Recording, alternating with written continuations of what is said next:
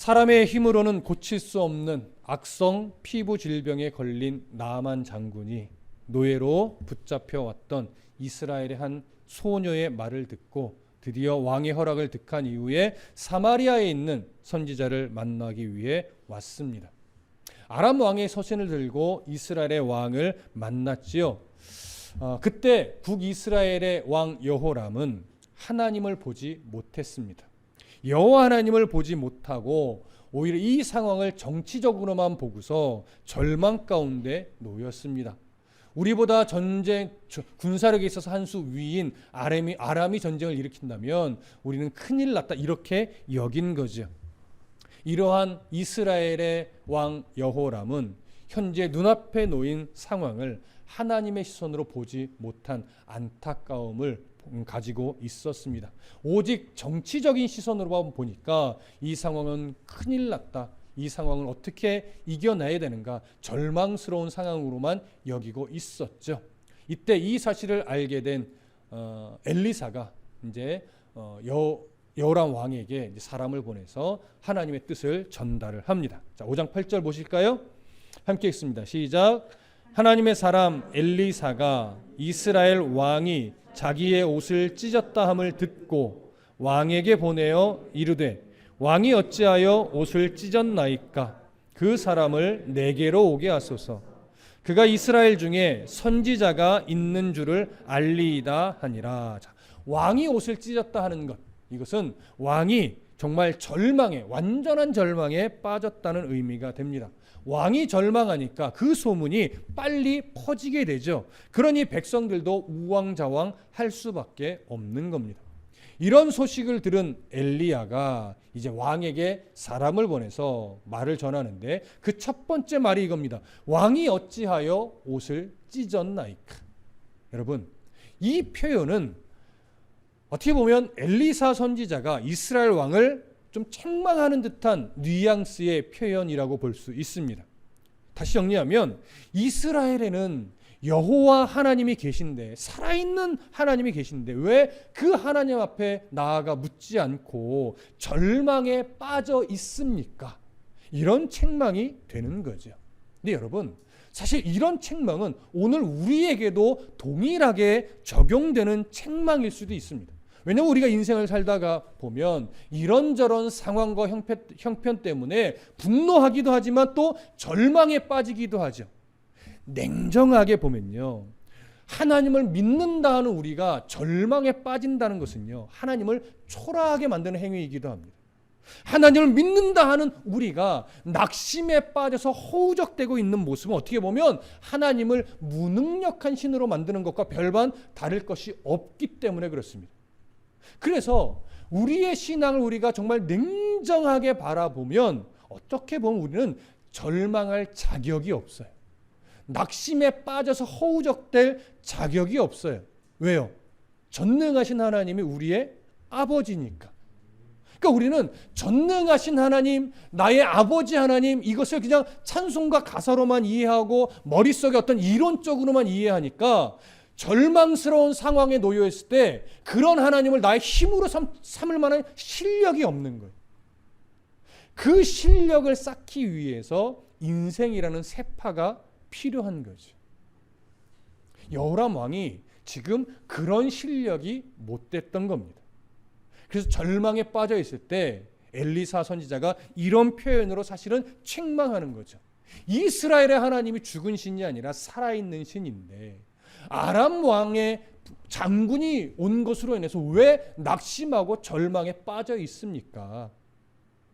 군사력이 약해서가 아닙니다. 바로 당신이 전능하신 하나님을 못 믿어서 그런 겁니다. 결국 이 얘기를 하는 거죠. 그렇기 때문에 엘리사 선지자가 한마디를 더 또 전해요. 그 내용이 뭐냐면 그 사람을 내게로 오게 하소서. 그가 이스라엘 중에 선지자가 있는 줄을 알리이다. 여러분, 이게 무슨 말입니까? 왕이여, 절망하지 말고 그 장군을 내게 보내십시오. 그러면 하나님께서 친히 그 사람을 치료할 겁니다. 이 의미도 되고, 하나님이 친히 그 사람에게 전능하신 하나님이 어떤 분인지 알게 해 주실 겁니다. 이런 의미도 되는 거죠. 그러니 엘리사가 그 사람을 내게로 보내라고 한 말 속에는 어떤 의미까지도 담겨 있냐면, 지금 왕께서 고민하고 있는 것은 강대국가의 정치적인 문제 때문으로 여기고 고민하시지만, 실제로 이것은 하나님과 왕의 관계가 어그러져 있기 때문에 그런 절망에 빠진 겁니다. 그것을 이제 하나님께서 풀어내실 겁니다. 이 얘기를 하는 것과 똑같이. 자, 그러면 하나님께서 이 나아만을 엘리사를 통해 오게 부르신 이유가 뭐냐? 결국 나아만을 통해서, 이방의 장수 한 사람을 통해서 이스라엘 전체에 무엇을 보여주고자 하는 거예요? 하나님이 살아계신 하나님이고 여전히 이스라엘을 사랑하고 계신다는 사실을 보여주기 위함이에요. 왜냐? 여러분, 여호람 왕만, 북이스라엘의 여호람 왕만 지금 하나님과의 관계가 어그러져 있는 게 아니에요. 북이스라엘 백성들 전체도 대부분 다 하나님을 신뢰하지 못하고 어그러져 있기 때문에 오히려 이 상황을 통해서 왕과 백성들에게 너희들의 섬기던 그 이스라엘의 하나님 여호와가 도대체 어떤 하나님인지를 내가 다시 한번 보여주겠다. 이런 하나님의 의도가 있는 거죠. 물론 나아만도 이 상황을 통해서 이스라엘의 하나님 여호와가 어떤 신인지를 깨닫게 될 것입니다. 자, 이 내용이 이제 어떻게 전개가 되는가 조금 더 보겠습니다. 9절과 10절 함께 읽습니다. 시작. 나아만이 이에 말들과 병거들을 거느리고 이르러 엘리사의 집 문에 서니 엘리사가 사자를 그에게 보내 이르되 너는 가서 요단강에 몸을 7번 씻으라.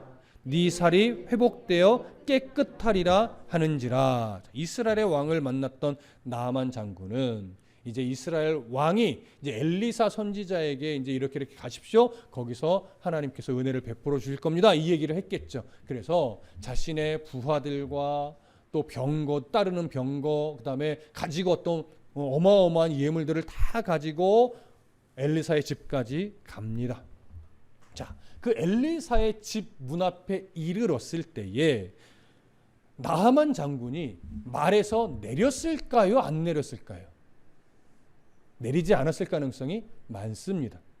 그러면 나아만 장군이 지금 뭘 기다릴까요? 엘리사가 문 앞까지 나와서 자신을 인사하고 그다음에 그 인사를 받고 이제 나아만 장군이 말에서 내려서 인도하는 대로 가는 것, 이런 상황을 머릿속에 그리고 있었을 거예요. 어쩌면 이것이 국제적인 당연한 관례일 것이고 또 왕이 보낸 손님을 맞이하는 어떤 예의이기도 했겠죠. 그런데 이런 보편적인 기대와 달리 엘리사 선지자는 집 밖으로 나오지 않아요. 오히려 사환 한 사람을 내보내서 요단강에 가서 7번 몸을 씻으랍니다. 이런 말만 툭 던지는 거예요. 엘리사 선지자가 왜 이렇게 나아만을 만나주지도 않고 마치 무시하는 듯 이런 행동을 하는 걸까요? 엘리사가 나아만을 친절하게 맞이하지 않은 이유가 뭘까요? 정말 무시하려고 한 걸까요? 그렇게 보기는 어렵습니다. 그러나 엘리사 선지자가 이렇게 행동한 데는 분명한 이유가 있을 거예요. 그것이 뭐냐면 나아만 장군이 지금 깨달아야 될 게 하나가 있습니다. 정확하게 깨달아야 될 것. 그것이 뭐냐면 나아만 장군이 가지고 있던 그 질병은 사람의 어떤 행위를 통해서 나을 수 있는 것이 아니고 오직 하나님의 말씀에 순종할 때 하나님의 뜻 안에서 하나님이 은혜를 베풀어 주셔야만 낫는다는 사실을 정확하게 보여주고자 했던 거예요. 그래서 엘리사 선지자가 이건 예의의 문제가 아니고 이런 하나님의 뜻을 정확하게 드러내기 위해서 자신은 나와보지도 않은 거예요. 그러니 나아만 장군이 불쾌감을 갖는 것은 어떻게 보면 지극히 당연한 겁니다. 이런 어떤 엘리사 선지자의 의도를 아직은 알 수 없기 때문에 불쾌해하는 건 그냥 당연한 거예요. 그러면 엘리사 선지자가 왜 요단강에 가서 7번 씻으라고 했을까? 종종 이렇게 설명하시는 분들이 있어요. 레위기 14장에 보면 나병에 걸린 환자들이 이 제사장에게 나왔을 때 우슬초로 7번 물에 찍어서 이렇게 뿌리는 모습이 나오는데, 그것처럼 7번 씻으라고 한 것은 그 레위기의 규례를 지키라는 의도였을 것이다, 이렇게 설명하는 경우가 가끔 있는데, 레위기에서요, 나병 환자가 제사장에 나와서 우슬초로 이렇게 7번 뿌리는 것은 치료 행위가 아니에요.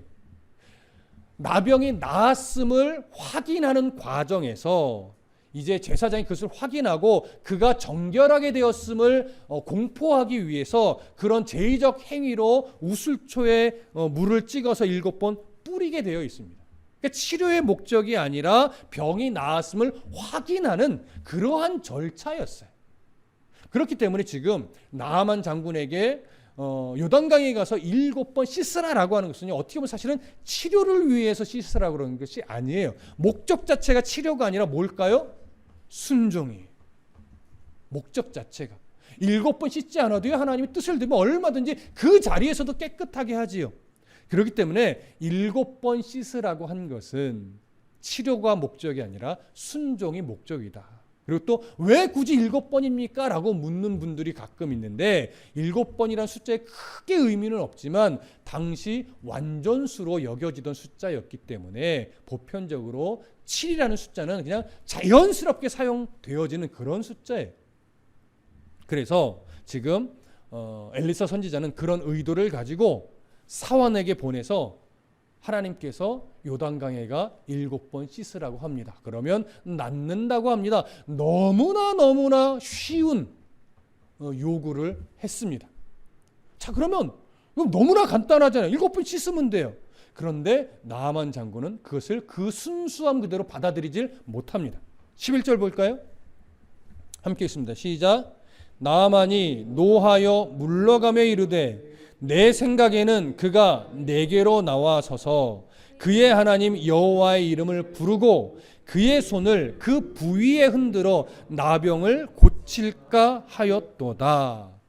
불쾌한 심정을 그대로 드러냅니다. 사실 몸을 돌려 가려고 해요. 근데 가기 전에 무슨 말을 했냐면, 내 생각에는 엘리사가 내게로 와서 그의 하나님 여호와의 이름을 부르면서 그의 손을 이 병이 있는 그 상처 부위에 대고 막 흔들어서 나병을 고치는 치료 행위를 할 줄 알았다. 근데 그런 행위를 안 하는 것을 보니 내가 너무 화가 난다, 이런 의미죠. 자, 여호와의 이름을 부른다는 것은 이제 그러한 종교적인 치료 행위를 시작한다는 거예요. 그리고 조금 전에 말씀드렸듯이 치료 부위에 놓고 손을 흔든다는 것은 이방의 주술사들이 치료 행위를 하는 어떤 여러 방법들이 있잖아요. 행위적 방법. 그런 행위적 방법을 엘리사도 할 것이라고 스스로 생각을 했던 거예요. 이때까지만 해도 나아만은요, 이스라엘의 하나님을 어떻게 생각했겠어요? 그냥 여러 신들 중에 하나의 신으로만 생각해요. 엘리사에 대해서도 어떻게 생각했겠어요? 이방의 여러 주술사들처럼 엘리사도 신의 힘을 빌어서 어떤 능력을 행하는 그런 주술사들처럼 생각을 했던 거죠. 그런데 이스라엘의 하나님 여호와는 여러 신들 중에 하나가 아닙니다. 유일한 신이죠. 유일한 신. 이것 때문에 기독교가 배타성이 있을 수밖에 없는 거예요. 이전에도 얘기를 드렸지만, 그리고 엘리사가 이런 모습을 통해서 나아만에게 보여주려고 한 것도 뭐냐면, 이스라엘의 하나님은 너희들이 섬기는 그 우상들과는 전혀 다르다는 것을 보여주시는 거예요. 사람이 어떻게 신을 감동시키고 무엇인가 종교적인 행위를 통해서 신의 능력을 끌어와서 고치는 것이 아니라, 이스라엘의 하나님 여호와는 자신의 뜻만 있으면 사람의 행위랑 상관없이 은혜를 베풀어 병도 치료하시는 능력의 하나님임을 보여주려고 하는 거지. 여러분, 이런 하나님을 나아만에게 보여줄 때요, 이것은 나아만만을 위해서 보여주시는 것이 아니에요. 이스라엘 백성도 다시금 깨달아야 하는 내용이기 때문에 그렇습니다. 그럼 오늘 우리도 마찬가지죠.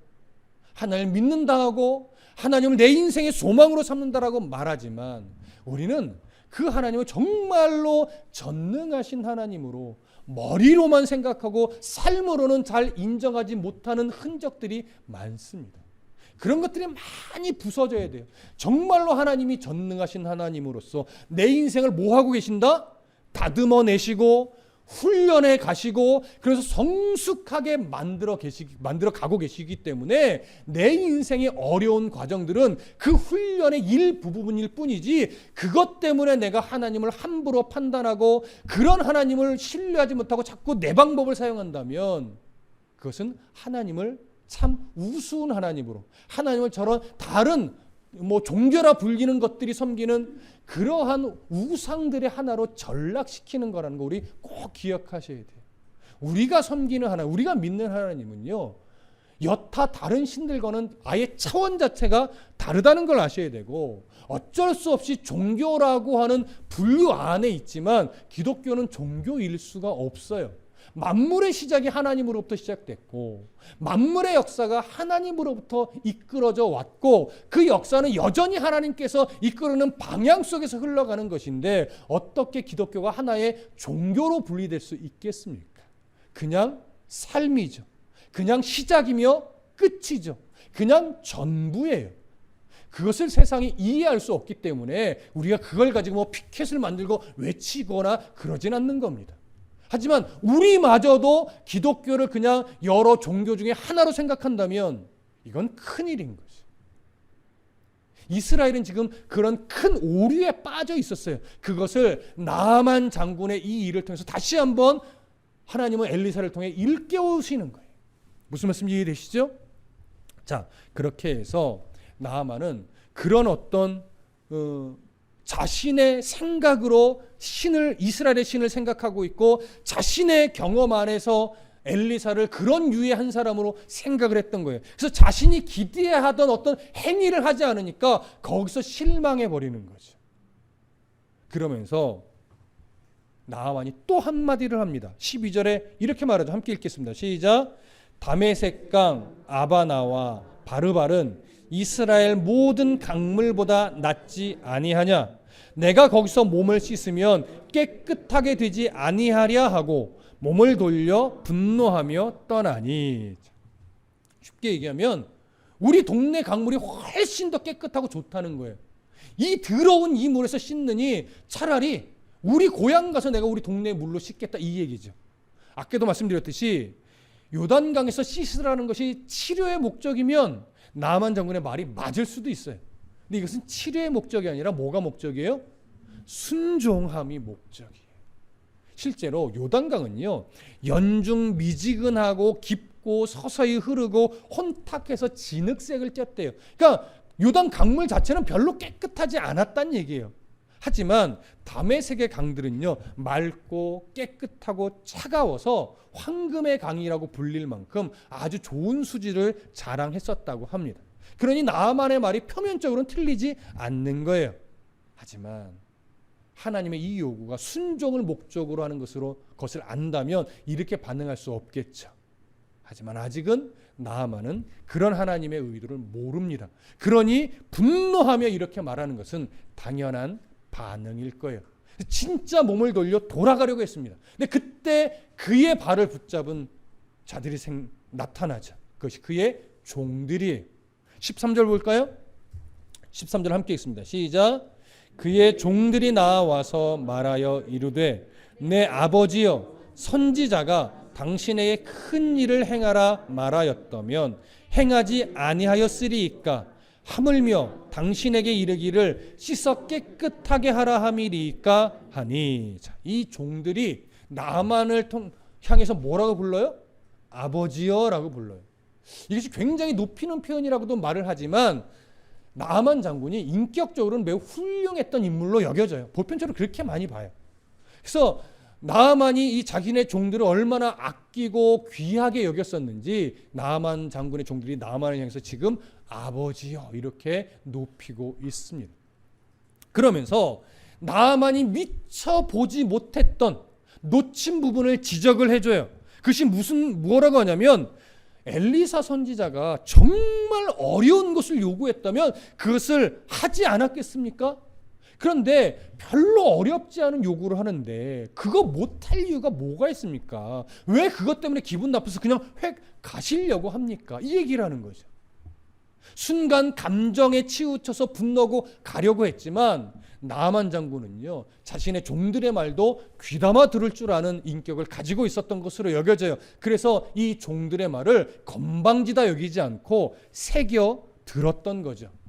근데 잘 생각해 보시면요, 진짜 이 종들의 말대로 엘리사가 정말 하기 어려운 행위들을 요구했다면 나아만은 그래, 이렇게 이 정도는 해야 치료가 되겠지라고 생각하고 그 어려운 걸 했을 거예요.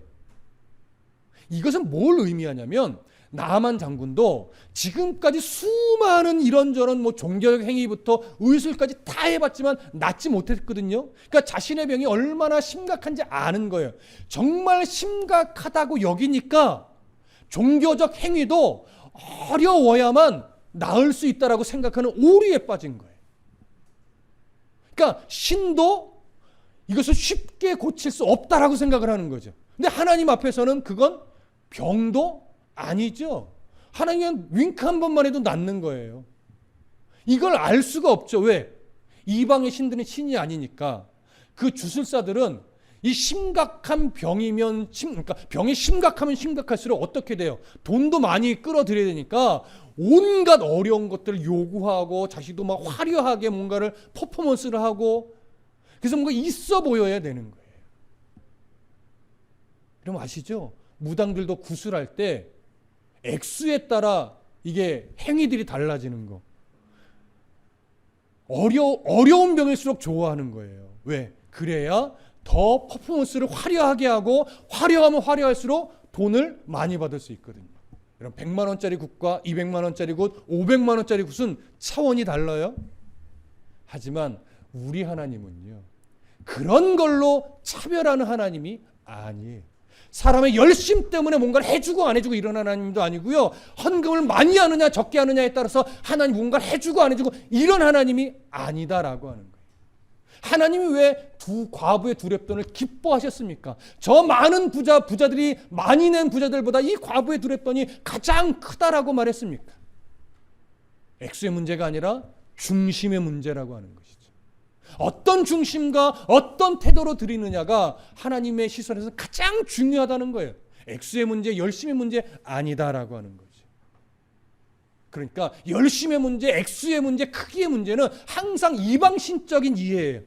이것이 이제 깨지겠죠. 그래서 하나님은요, 나아만에게 어려운 걸 요구하지 않았어요. 아주 쉬운 것, 너무나 간단한 것, 그것만 요구한 겁니다. 그래서 이 종들의 말을 듣고, 그래 까짓거 믿져야 본전이지, 내가 한번 해보겠어, 알았어 해볼게, 이런 태도로 바뀐 거예요. 믿음이에요 아니에요? 믿음이라고 보긴 어렵죠. 그냥 믿져야 본전이다, 이런 식으로 생각한 거예요. 14절 볼까요? 함께 읽습니다. 시작.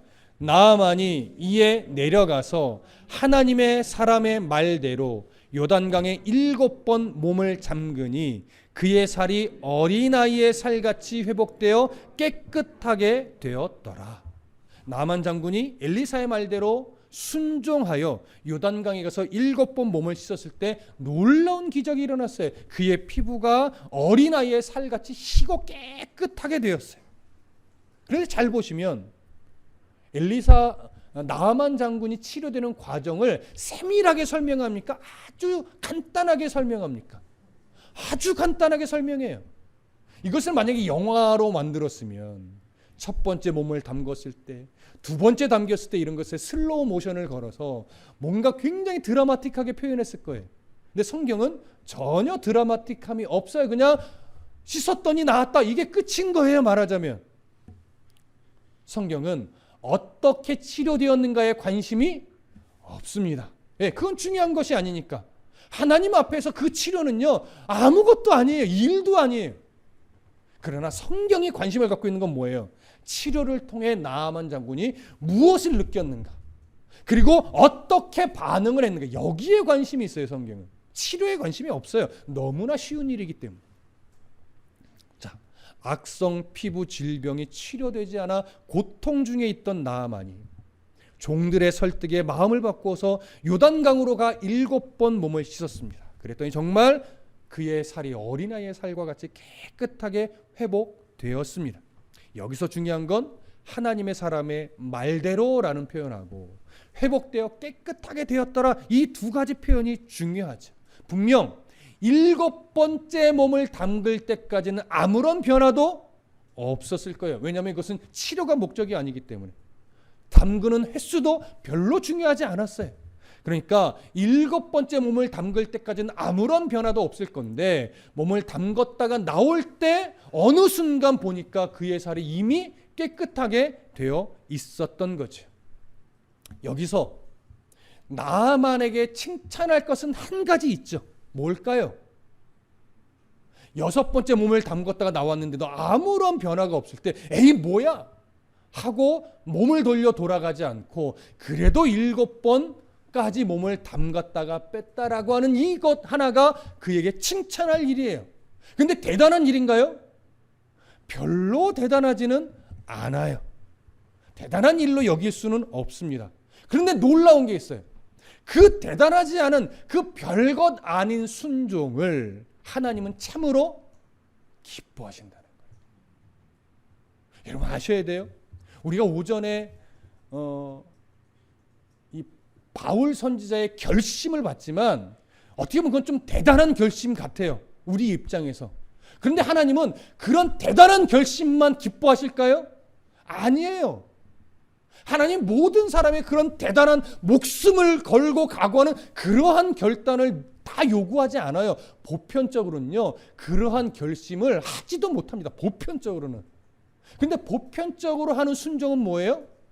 요런 순종의 대부분 별것 아닌 순종. 자, 이거 갖고 뭐 우리 이렇게 말할 수 있지만 하나님은요, 그 별것 아닌 것 같은 순종마저도 너무나 기뻐하신다는 걸 아셔야 돼요. 이런 주일에 예배하러 나오는 것, 오전에 잠을 이겨내고 나오는 것, 우리 사랑하는 혜은이처럼 오전에 못 나면 오후에 나오는 것, 여러분 하나님이 그 순종 기뻐해요. 또 지훈이 말 안 해서 또 섭섭해할라? 여러분 오전이냐 오후냐 그리 중요하지는 않습니다. 이거 빌미 주는 거 아니에요. 오해하지 마십시오. 여러분 상관없다고 빌미 주는 건 아니지만 하나님께서 정말 보고자 하는 것은 뭐냐면 우리 안에 진심이에요. 진심 어린 작은 순종 하나, 하나님요 그것만으로도 기뻐하시는 하나님이.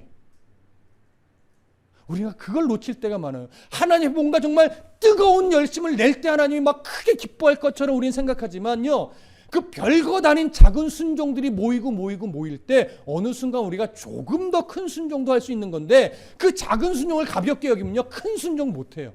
그리고 조금 냉정하게 말하면 하나님 앞에서요 작은 순종 큰 순종 없어요. 우리가 나누는 거예요. 우리가. 작은 순종이 어디 있고 큰 순종이 어디 있겠습니까? 하나님은 모든 순종을 다 기뻐하시는데, 우리가 사람의 시선으로 좀 표현하자면 작은 순종을 할 줄 알아야 조금 더 사람이 볼 때 큰 순종도 할 수 있는 거예요. 작은 순종을 가볍게 여기고 무시하면요 큰 순종도 할 수 없어요. 왜? 모든 순종은 마음의 진심에서부터 시작하는 거기 때문에. 하나님 그 보잘것없어 보이는 작은 순종을 기뻐하시는 하나님이라는 거 여러분 꼭 기억하십시오. 그래서 그가 깨끗하게 되어진다라고 할 때 이 깨끗하게 되어짐은 단순하게 육체만의 회복을 말하지 않아요. 그의 영까지도 깨끗하게 되어졌음을 암시하고 있습니다. 우리가 그것을 확인할 수 있는 것은 다음 시간에 살펴보겠지만 15절에서 나만이 무슨 고백을 하냐면 이스라엘 외에는 천하에 신이 없는 줄 내가 비로소 알게 되었다는 고백을 해요. 그래서 뒤에 또 이어지는 고백들을 보면요 나하만이 정말 하나님만을 유일하신 신으로 인정하는 표현들이 나와요. 그건 다음 시간에 살펴볼 거예요. 이런 것들을 볼 때 나하만이 이 별것 아닌 순종을 통해서 하나님이 보여주신 이 역사를 경험하면서 내가 그동안 믿어왔던 우상들이 신이 아니라는 것을 그 속에서 깨달아요. 그리고 이스라엘의 하나님만이 진짜 살아있는 신이구나, 이걸 여기서 발견하고 인정하고 이제 고백하는 자리까지 가게 되는 것이죠. 어찌게 보면 이 치료가 이 나아만의 믿음의 결과로 생각할 수 있겠지만 앞에서도 언급했죠. 그는 믿음으로 7번 씻지 않았단 말이에요. 믿져야 본전식으로 씻었단 말이에요. 그러니 그의 치료된 이 회복은 그의 믿음의 결과가 어떻게 보면 아니에요. 믿음의 결과라고 보기 조금 어려워요. 하지만 그를 이 상황으로 이끌어내면서 순종을 요구할 때 하나님이 그의 순종을 끌어내심으로 그에게 뭘 준 거예요? 은혜를 준 거예요. 순종을 끌어내셨어요. 그리고 감사하게 그가 순종했어요. 그러고서 하나님이 은혜를 베푸셨더니 그 은혜를 통해서 비로소 뭐가 생겼어요? 믿음이 비로소 생긴 거예요. 그러니까 믿음의 결과가 아니라 이 과정을 통해서 믿음을 만들어 주셨어요. 그래서 그 나아만이 이스라엘을 하나님을 믿고 섬길 수 있는 거죠. 이것이 우리의 구원관과도 비슷하게 맞아 들어갑니다.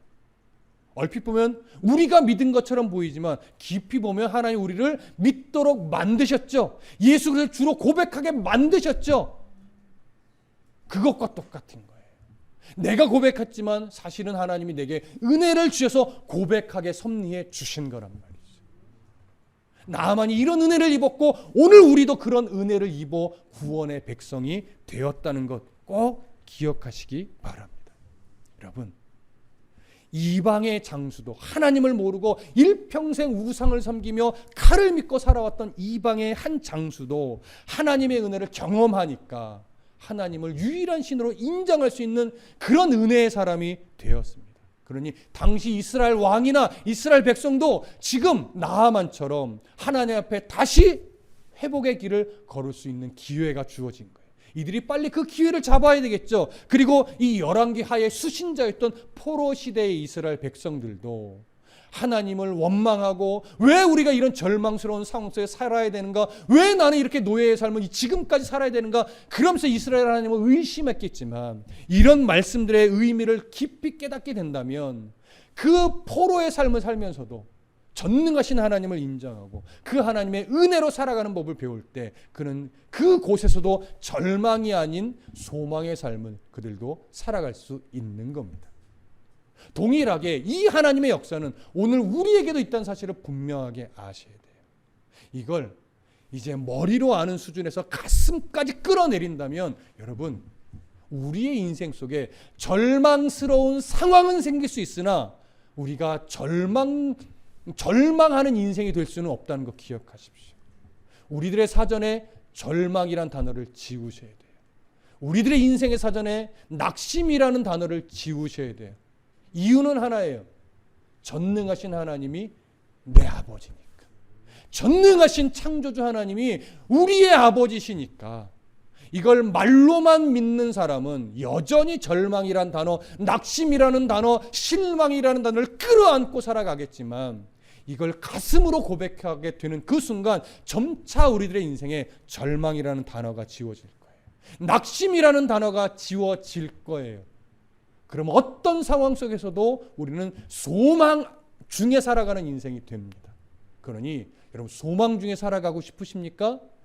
나의 아버지가 누구신가를 분명하게 다시 생각하십시오.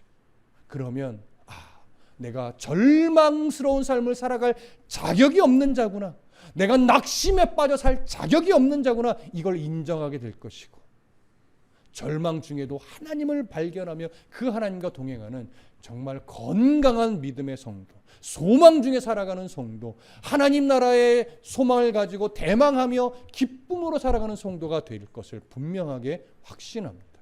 그런 은혜의 삶이 되시기를 소망하고 축복합니다. 기도하겠습니다.